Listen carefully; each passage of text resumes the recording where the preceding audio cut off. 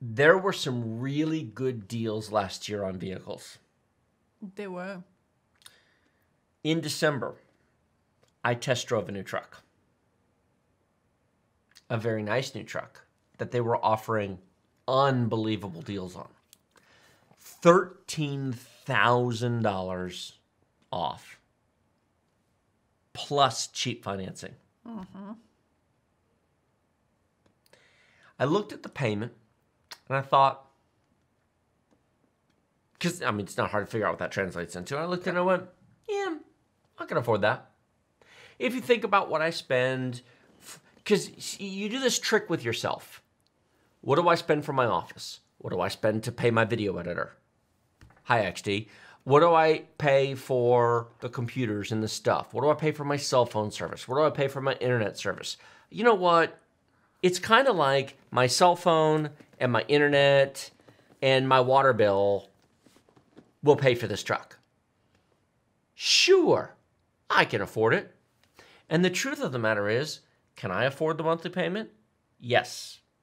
But is that where you want to spend your money? Let's turn it on its head. Go. Checkbook.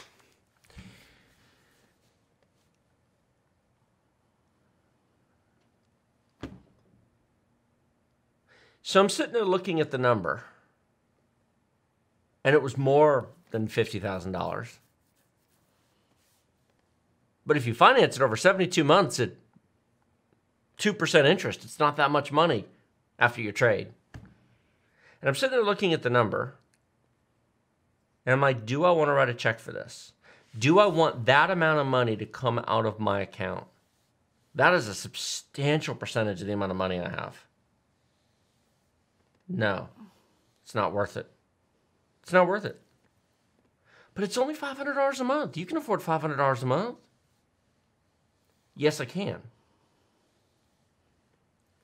But that's really what you're spending. Do you have the emotional, and see, Dave Ramsey can't get into this point because most of his listeners wouldn't get it. No, most of his listeners are so freaking unsophisticated with money. They have to be, Dave Ramsey hits people over the head with very blunt advice because most people need to be, look, when I was 30 years old, I needed to be hit over the head with blunt advice. I have wasted and been stupid. I have a degree in stupid. I've been there, so I am not throwing stones from glass houses. I am not preaching like I am better. I have done stupid things with money. I've been in debt. I bought cars I couldn't afford. You're not a bad person if you do it. You're human. It's okay. But if you can actually get out your checkbook, whether you hand them a check or not, if you can actually write it out, and if you can mentally and emotionally be okay with all that money going away, if that amount of money does not cause you pain, buy the truck, buy the car, go for it. Absolutely. You can afford it. It's not painful if it's a small percentage of your money and you're ready to let it go. But I looked at that, and 50 grand to me is a hell of a lot of money. And that's a lot of work that represents. And so I gave them the keys back and said thanks. And I still have my Ford Taurus sitting outside. You do? Because I decided I want the money more than the vehicle. Yeah. But it's very easy to sell yourself a payment. Because $500 does not hurt. I mean, it does, but it does in the long run because it adds up to all of that. And by the time you've made 72 months of payments, the truck is worth a third of what you paid for it. And, you know, the car salesmen suck. Yeah, someone actually. You know what the car salesmen love to say? It's not really this expensive. They try to convince you of what your net payment is because they're like, you're basically banking the money because the vehicle will be worth X amount at the end of your payments. And so you reduce your payments by that, so it really isn't that expensive. There's enough truth in that statement to not be an outright lie. But you're essentially paying yourself 6 years from now money that does not earn anything in the meantime. Correct. It's stuck in a depreciating asset. All you're doing is making the car dealership rich. By the way, my favorite damn line, and the dealership used this crap on me. The manager came out and looked across from me, and I called him on his BS. He looked at me, and he goes, we really can't do any better. This is absolutely our best offer. We got these incentives. We got this whatever. And he looks at me, and he goes, you know we're not making any money on this truck, right?